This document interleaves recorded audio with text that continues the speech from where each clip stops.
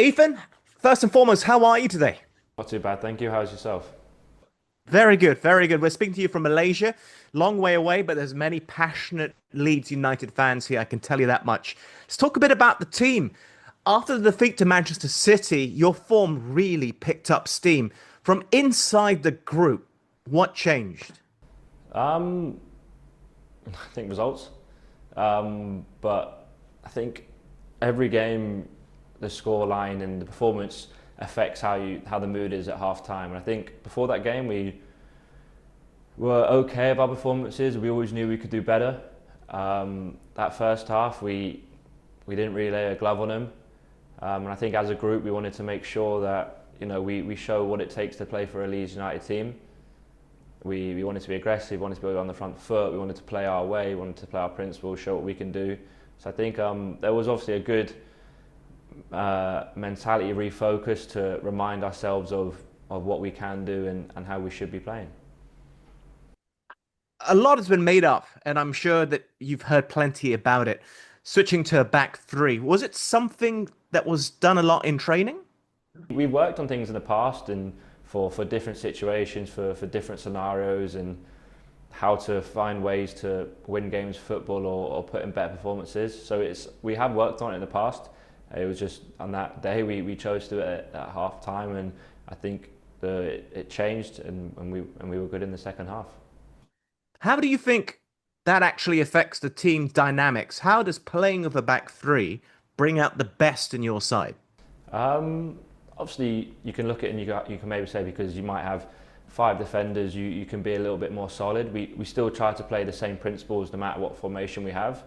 You might just have different players in different areas of the pitch at certain times, but for the most part, we still want to play the same way. We still want to be aggressive, hard to beat. We want to play. We want to try and play football. We want to obviously win games of football. So I think you could do anything, and it might change different things. And it was a really tough start to the season, particularly up to that point against Manchester City, that switch at half time. And there was a lot of pressure on the manager. So, how important was it for the squad to fully back Daniel Farker, to get behind the gaffer? I think we've shown before, and I think a lot of people would tell you that we've always backed the manager, we've always backed the boss, we've always backed everyone that's here. As a collective, even in pre-season, we had confidence in every single one of us that we could achieve what we want to achieve. Um, you said we had a difficult start. We had some better performances that gave us confidence that we can go really push on and improve and get performances. And we've had some performance where we know we could do better. But I think as a group we stuck together. Everyone here had full confidence that we could change the results and put in some better performances. It was a good run, fantastic run. But what went wrong against Arsenal, your last game on the weekend? Obviously, when you come up against a team who's top of the league, who's fighting to win league and fighting to win titles and trophies, it's always going to be difficult. Just like any game the Premier League is. On that day, we weren't good enough. As a professional, you hate to say that the other team was better, but we're mature enough to know that they were better on the day. We've learned from that game. We've learned different things. We've learned what it takes to be at that top level. We have to keep working, but just on the day they were the better team, and we didn't put in a good performance as we could have. I think a reaction to that is equally as important as digesting what's happened and trying to process it. And your next game is fascinating because you're level on points of Forest. You're right next to them in the table, of course. How important and how big is this game, do you feel? It's as big as any game. Every single game you play in the Premier League is so decisive. Every single game matters. You reflect on the last one, but there's no point dwelling on it because dwell on it too much, you're not going to be ready for the next one. So the next one's not in Forest at home. We know it's going to be a difficult game. We know, like you said, where they are on the table and what it could mean. But for us, we just want to put in another good performance and pick up another good result. You have to do me a favor. You have to tell Dominic Calvert-Lewin, thanks from me. He got me a lot of points in fantasy football, and I mean a lot of points. Yeah. What kind of impact has he had since coming into the side? Well, he's obviously picked up a few people some points, so that's been beneficial.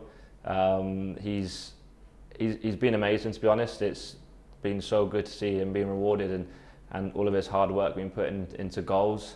For us as a group, he's really brought that Premier League experience to players who haven't played in the Premier League a lot or are new to the league. He shows that every day. He always talks to the lads. He always tries to, give us confidence that because he's been there and done it, he knows what we can do. So not just him, but we've got a handful of people. Well, say handful. We've got a whole group of people who are all on the same page and believing in that. You yourself, though, you were named captain at what, 23 years of age. What do you remember about the conversation when you were told you're going to be wearing the armband? What was it like for you?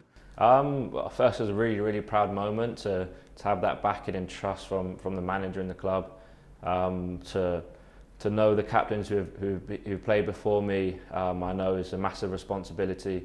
I always want to make the city of Leeds really proud. I think we want to do that as a team. It wasn't too long of a conversation, but it was one that showed his trust to me, and I want to reward that. I didn't fully understand the idea of captaincy until I played a game here in Malaysia with someone you probably know, John Terry. He was my captain on the pitch. And when that happened, I understood what a captain is. Like, I understood because of who he is as a captain.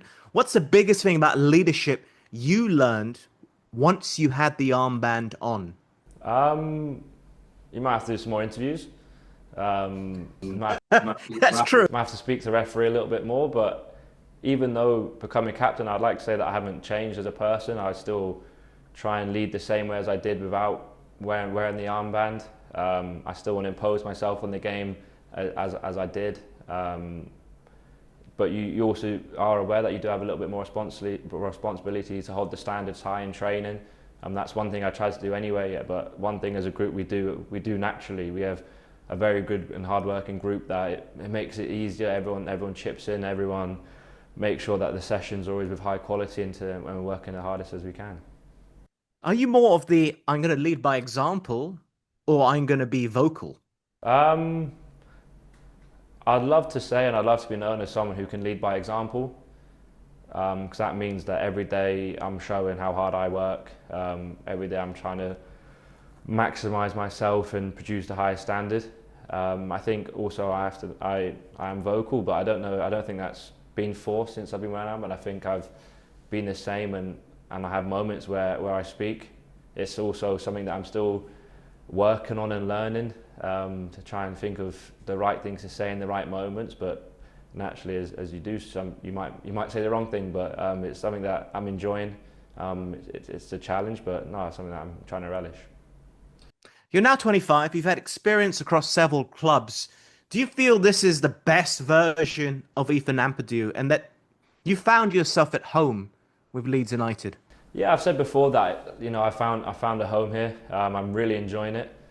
I think I've always been one to struggle to say that this is the best me, because I always am my biggest critic. I always see my negatives before my positives and try and improve as a player. I would hope that I'm starting to show what I can do, but I am also aware that I'm hoping I'm working hard enough to show that I can do a lot more. But no, like I said, I've really enjoyed it here. Obviously the first year we didn't achieve what we wanted to achieve, but we had a great team and a great group, and last year we managed to achieve it with another great group, and I really enjoyed it. But hopefully it's just the start of a lot of good things to come. My final two questions. You've played in Italy. How different is Premier League football, English football, particularly in terms of physicality and set pieces? That seems to be quite a hot topic right now. Yeah, it does seem to be a little bit of a hot topic right now. I think set pieces have always been a thing in the game. I think it's just now highlighted a little bit more. Different leagues in different countries have just different styles, but that's just naturally due to maybe like a way of life as well. The Italian league was very difficult as well to come up against some great players, great teams, just as a Premier League is. Away from football, what are you quietly competitive about? I know footballers are all competitive about everything, but what's your niche? I hate losing, just at anything, but I don't get too angry, or I don't show that I get too angry. At the minute, we've got a good group of us who play Monopoly on away trips and stuff. So I don't have the best luck. I put down to Monopoly as being a bit of a luck, a roll of the dice, so I don't get too angry with it. Try Monopoly Deal. It's like the card version. It's quite fun. I got that for Christmas because we played it a lot before Christmas. As a Christmas present, my mum got me a little board game, so I got that, but I haven't played it yet.